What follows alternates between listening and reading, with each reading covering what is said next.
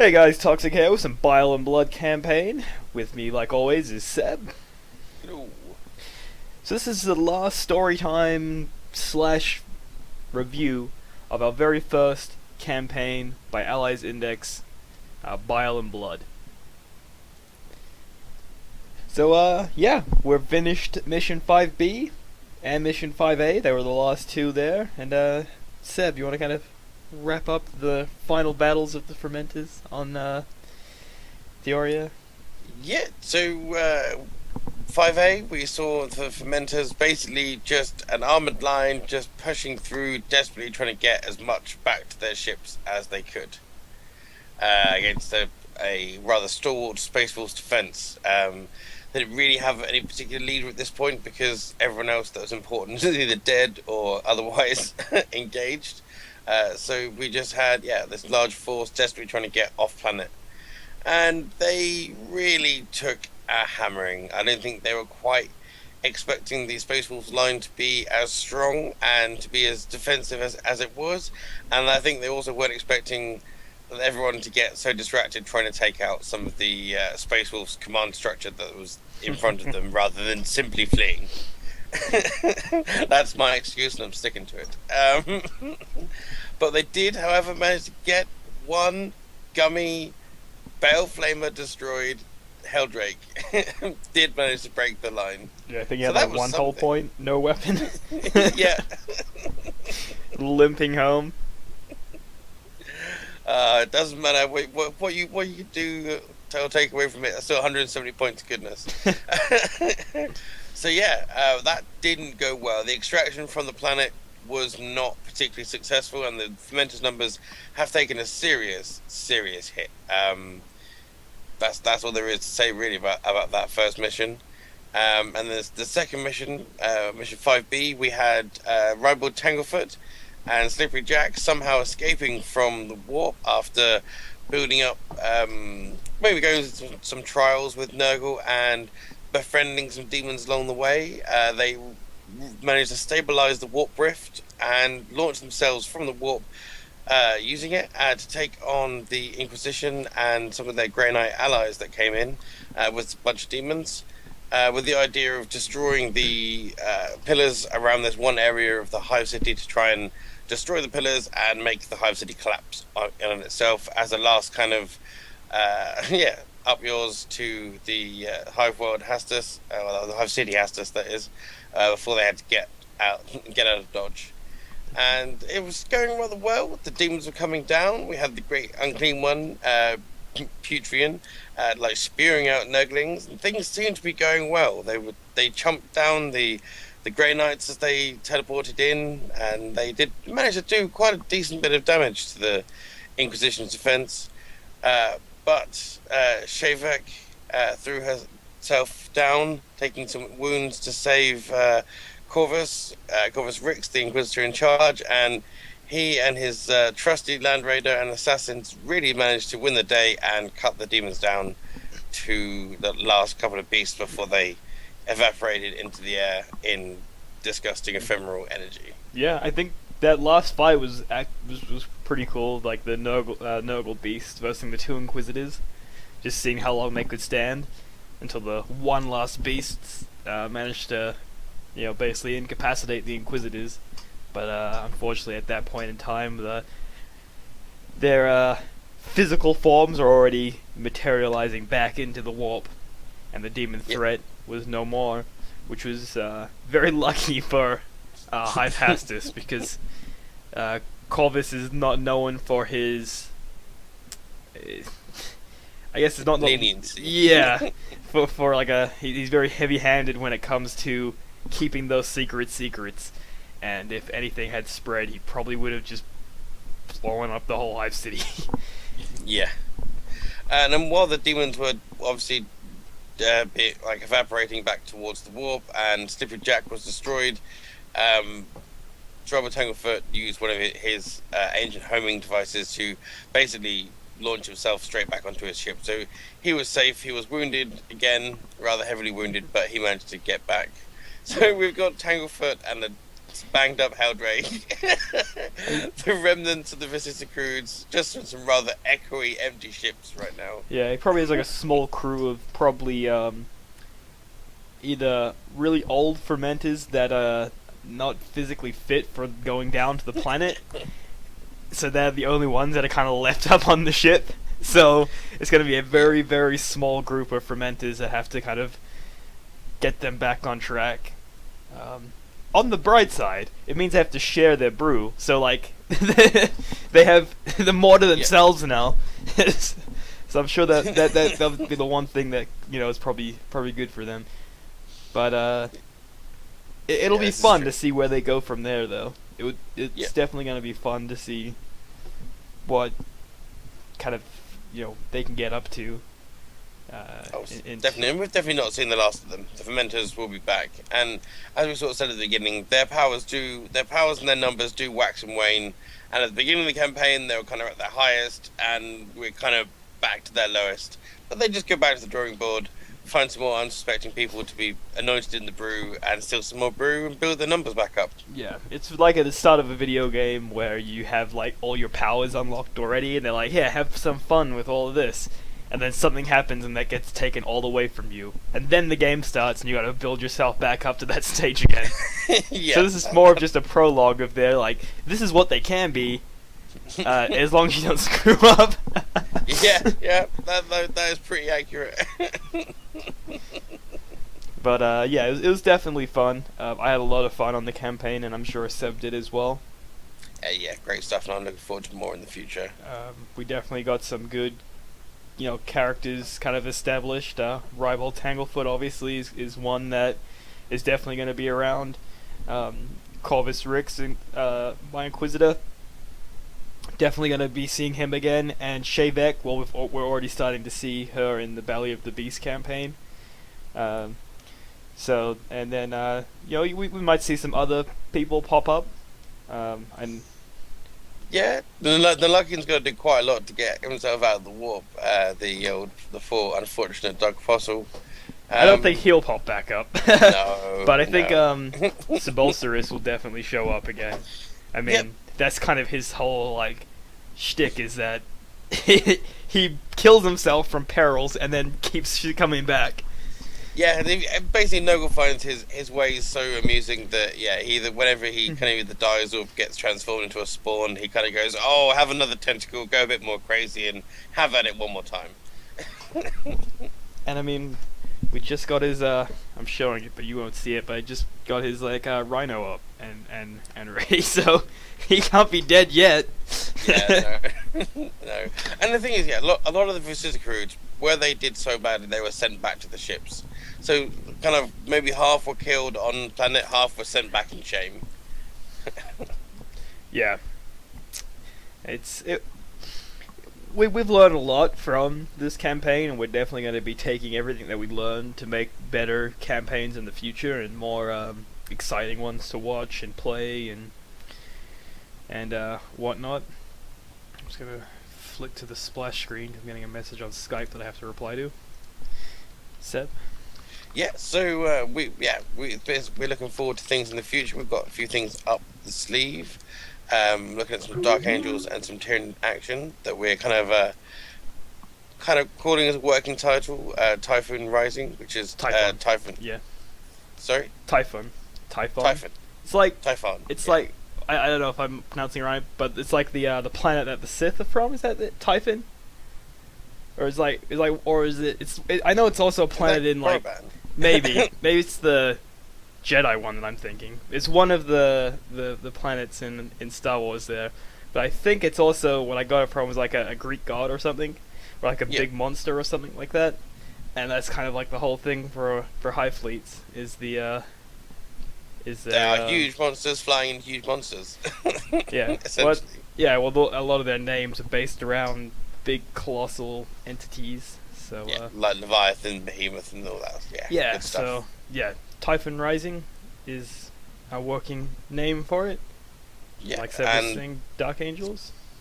Which is going to be interesting because I don't really do loyalists, but between Sarah and I, we do have quite a growing Dark Angels army. So I look forward to getting more of a seeing how that works. So more noobing up from me probably, but maybe Tyranids being a Well, bit tricky, making it more interesting for Toxic. it'd be the first time that I've played them since 5th edition, so there's a lot to get my head around and a lot of rules to remember and whatnot. So we'll see what happens. And yeah, we have the Belly of the Beast campaign right now, where I'm getting some practice in with my Tyranids. But that is only three missions on the mini kind of prequel campaign.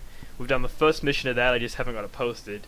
In fact, tomorrow is my day of posting, so you'll see a lot of stuff come up. Probably this video will be posted on that day, but we'll see. So yeah, so we got that, as well as we got a Necron one in the works. Ideas for Necrons. Mhm. Have you been coming up with ideas for that? Your Yep.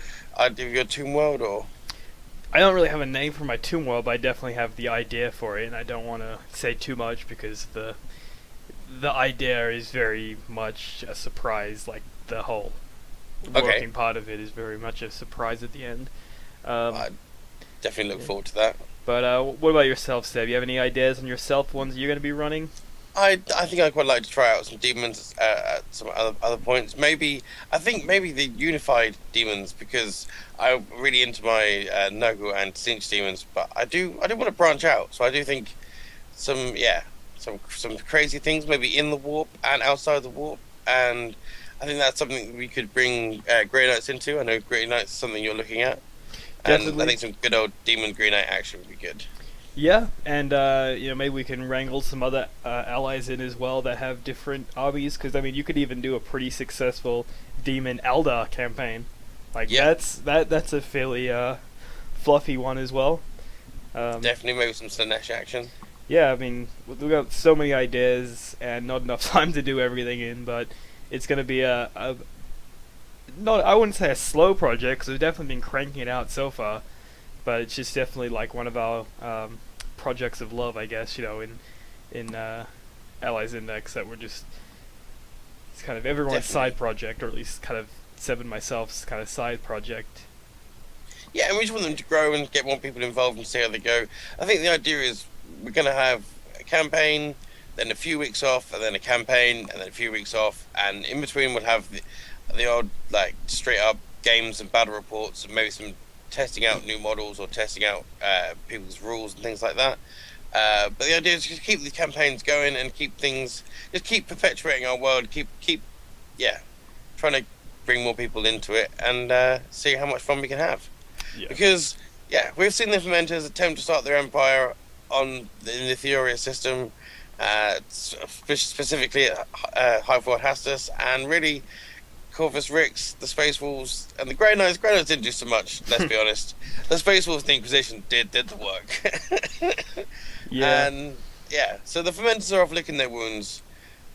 There's all sorts of things we're going to be starting in this world, and I've been intrigued to see how far each system is from each other's and how these characters are going to interact and pop up as the campaigns continue. Obviously, there's going to be a few armies that are going to be like the key armies or like the kind of main ones. Obviously, it's going to be Inquisition, Fermenters, probably High Fleet Typhon. And the ones that we personally own and collect, Dark Angels. They're going to be the ones that you can probably see more of. But if you want to see a different army getting played or a campaign based around something, just let us know, because we're definitely all up for doing that. And For sure. and if you have any ideas for campaigns or characters, like we've said before, just let us know, and we'll see what we can do. But right now we're at a point where the Fermenters have left Theoria, Scarped. managed to escape the Space Wolf fleet. I And, kind of imagine they're on their way to the Maelstrom. We've talked a little bit about how they have that relationship with the Red Corsairs, possibly going back to the Dementors. And again, there's some people that might show up in a campaign at some point. But with basically the bodies of some of their fallen, and some of their fallen we may see again. Looking at you, Bob. Yep.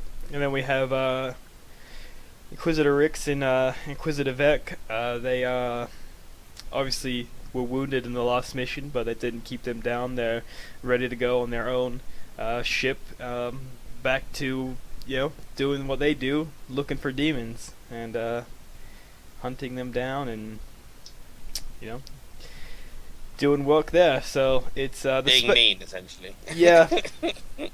Space Wolves, I don't know how much we'll see of them. It was fun kind of playing them, and I really did enjoy playing them, and I really do enjoy Space Wolves. I'm just not at a point where I want to paint Space Wolves. So I don't know how much we'll see them, but you never know. We do have some Space Wolf players, that are allies, so we'll see. Yeah. Would have been interesting to see what would have happened if the demons had a 1-5B and started spreading, and then Corvus just being like, blow up the hive, and the Space Wolves being like, we just fought here to protect this hive, and now you're gonna blow it up? So that would have been interesting, but luckily it didn't have to come to that.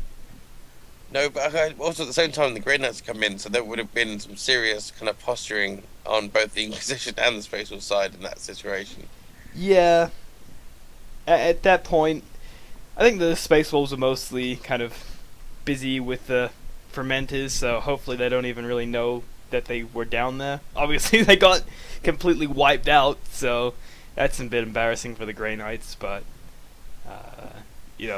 sweep their bodies under the rug and no one saw that. Yes, I just have this image now of Corvus just with this huge pile of gene seed to take back to the Grey Knights. Yeah. The strangest part that I find here is that I can imagine that the Grey Knights would have come with their own ship, but for just that squad. Because, that's kind of how it works, in the Emperor's Gift, right? Castian or whatever. They have a ship, basically, to themselves. So now you got this ship that's just what do we do now? So it's just an empty ship. Obviously the human crew is still there, but just the empty ship will just fly back. And just be used on a different squad now. Yeah, that's going to be awkward. Awkward bringing the ship back to the... it was a hell of a greater demon. What can you say? You kind of some people will probably look at that and be like, well, that shouldn't have happened. It's Terminated Grey Knights. They should have killed the greater demon. That's their job. But it just shows you how strong a greater demon it is. That even in the rules, it really came down to getting that force weapons off and wounding it on the sixes, basically. It's not an easy fight, even when you're all armed with force weapons. And then you've got your own Calixtus Assassin in the works, making things more difficult to there's lots of things affecting the warp, I think. You had the demons, you had the great demons, you've got the Calixtus Assassin. The psychic powers and the whole way manifesting was going was just not necessarily on anyone's side, but it didn't work out well for the Grey Knights. And I think, in Corvus Rix is definitely... He's definitely very familiar with Grey Knights, and he's worked with them a lot. As you can see, he does have a suit of Terminator armor himself. He has a Psy Cannon, which was actually given to him by the Grey Knights. His Psy Cannon and his Nemesis Force Halberd. So he carries the weapons of Grey Knights himself. So he's very linked with the Order. But I guarantee you, he's not going back there as a happy Inquisitor. He's gonna go back there wanting answers of why the squad, failed in their task. It's The thing, was he given them, or has he acquired them from dead bodies? Ooh, piece of candy. No, he's in terms of obviously the Grey Knights, they work for the Inquisition, but they don't necessarily understand the Inquisition or the human form. Corvus himself comes across as more of, I don't want to say space marine, but more on that kind of mindset of more combatly involved, I guess. So he has got some. Determined, Yeah, so like, focused. he does have some respect from the Grey Knights in some of his feats that he's done. You know, fighting demons, fighting Raider demons, being out there with the Grey Knights in his own Terminator armor. You know, fighting shoulder to shoulder with them rather than standing back and you know telling them what to do. And so he gets a lot of what he gets done. A lot of his favors and everything are not necessarily favors. It's just out of respect for him, people do stuff for him. So a lot of Inquisitors use like blackmail, things like that to get what they need. He prefers to let his legacy kind of open up doors for him, which doesn't always work. And at times like that, well, you don't carry a force hammer around for no reason. That doesn't just break people's kneecaps; it removes the whole leg. So,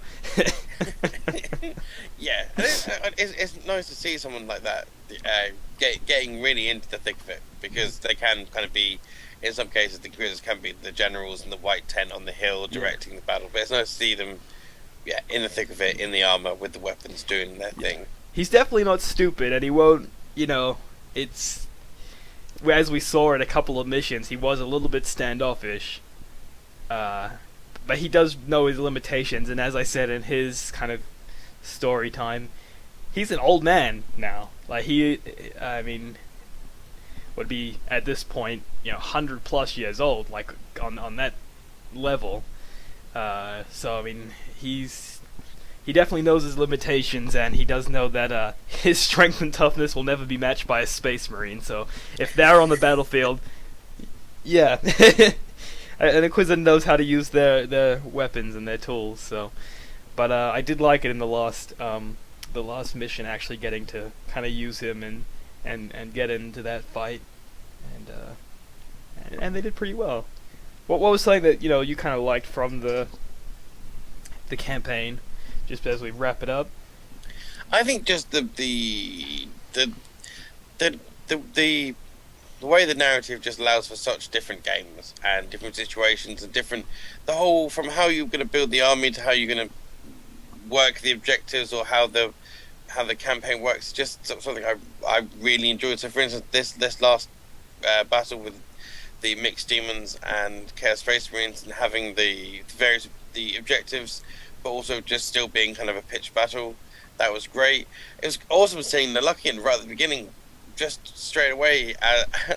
Something when the challenge is won and a boon is rolled on the Chaos boon table, and you get a Demon Prince, you're like, oh, that's awesome for that game. But when you're playing a campaign or a narrative, it's also to think that guy's now a Demon Prince, and let's see what he can do. Unfortunately, that was also one of the lowest points of the campaign, and for me as well, just with him not really understanding how his new bulky body worked, and getting smushed. What was your least favorite thing in the campaign? I think the Fermenters getting quite as embarrassed as they did. I think it's going to have to be the one, and maybe the Viscrudes. I think I'm learning now more and more that malefic demonology, even when taken by demons, is not the best thing, and it's not as broken or crazy as it seems. And there are lots of bad sides to summoning demons. And I think, finding a new strategy, maybe for the Sister Crudes. They'll still summon demons a bit, that's what they like to do. But I think watching everyone die while failing to bring in more demons is a sad point. I think it has lit a fire in you, though, at the same time. Like, you've been playing games on the actual tabletop, a physical tabletop, and you're also kind of a little bit more devoted to the Chaos cause in kind of honing your skills as a Chaos player. Yes, I want to focus on my Chaos Space Marines and the Fermenters, and kind of maybe put the demons to bed for a little bit. Obviously not for campaigns and stuff, but for the tabletop, I really want to just work out how the Fermenters work properly and try to bring them a bit more success. Yeah, I mean. But what are your highlights and lowlights? Well, the thing I like about the campaign is I just have to agree everything that you said about the narrative and the missions that you do. My absolute high point, Oh, well, I mean, it's a little difficult for me, Seb. I mean, come on. But There's too many. what I think one of the funniest things I saw, at least, was when the assassin wiped out the whole unit. That was it was also kind of a low point because it also felt just terrible at the same time. Just to recap, that was a 30-man Culture squad with 2 level 2 vicissitude sorcerers in there. Getting Challenge. wiped out. What assassin was it? The Oh no, Kellius 29 assassin. cultists, because one of them was secretly the assassin. Yeah, the Kellius assassin revealed himself as the assassin and ended up just killing the one sorcerer, and then they all ran and got killed as they ran. Running, screaming from the warehouse. That was definitely a good moment. I don't know if it was the highlight. I think one of the highlights I had was actually mission 2B, the kill team mission. Yeah. Because at that point it was still very. The fermenters had won. The PDF had won. It was still very even, and that game was also very even, and being able to hold off those plague marines with the Gallus's bodyguard was definitely fun. Yeah, and I think that was a real changing point. That was a real turning point. That would have it was a moment where things were really going to spiral one way or the other, because we would have had far more PDF support. We may have even had full-on support from Hastus himself, and really infected the Hive world. Yeah, and that, which is huge. Like, that something that huge was balanced on the smallest game we had. Yeah. Yeah, on a kill team mission. Yeah, and it was very close as well. That was probably my highlight, was that mission, as well as the sewer mission with the Zone Mortalis. That would be my next part that I just thought was the best. The worst part I thought about it was that it did get a little bit one-sided, and I think a lot of that was my fault at some times, because a lot of the games were very even, and it kind of just showed the gap in. I'm not saying like. Yeah. You don't need to be diplomatic. I'm quite a bit of a noob, and you are quite a bit of a veteran. Yeah, so it did show that gap.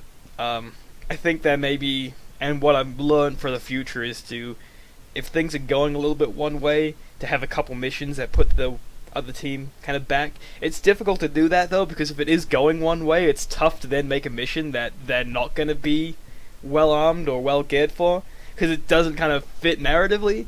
But it's just kind of something that we have to work in. I also think I could have done better at my list building, in the sense that I think sometimes the lists were built a little bit too much to how I would have played a normal game, and less of how I would have played a narrative game. I did try to go in. Things we're going to pick up, though, isn't it, as we go along? I mean, I did try and go into it thinking like the worst part for me is it's 3,000 points. It is very difficult to. Like, where do you go from there? It's like, okay, so I put in everything that I wanted. I was like, yeah, I need a Vindicator, because that makes sense. Predator, all that, and I'm like, I still have like half my list. Just double everything.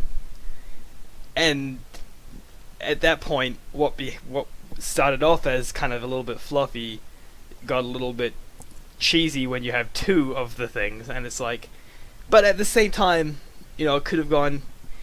If the spawns got into the tanks, like, I would have been completely different if they didn't get cut off by the Terminators. So. Oh, definitely. You never know how a game is going to go, and we're going to get more adaptable and more plan these things, and react to these things a bit better as we go along, I think. Yeah. And the thing is, like, it all comes down to the dice and to rolls and things, and then my noobing did come in. It was a factor, but I think I'm learning as well. Yeah. Yeah. It was fun, and it was a blast, and it's just gonna get better from here on out. Is there anything that you want to kind of touch on before we kind of head off? No. Go if you're randomly seeing this, please make sure you go back and check out the videos. We'll throw up a master post of the videos and things, so you can see everything of the Bile and Blood campaign. Once they're all finished and posted. Yeah, once all finished and posted, of course. Yeah. And I just look forward to having a little break and then getting cracking with the next one. To be honest. Yeah. So yeah, here we are at this point in the video where we gotta just wrap things up. Once again, with me today is being Seb. Just like the other ones here, if you have been watching this video and the series on YouTube, we do have a Tumblr, so go check that out. If you've been watching them all on Tumblr, obviously we do have a YouTube. You've been watching these videos, but go subscribe to that because we could definitely do with your support there. Like always, I'm Toxic. Yeah. Darth Seb, yes. Yeah. Seb. This has been Bile and Blood Campaign, brought to you by Allies Index. And like always, have a good one. Goodbye.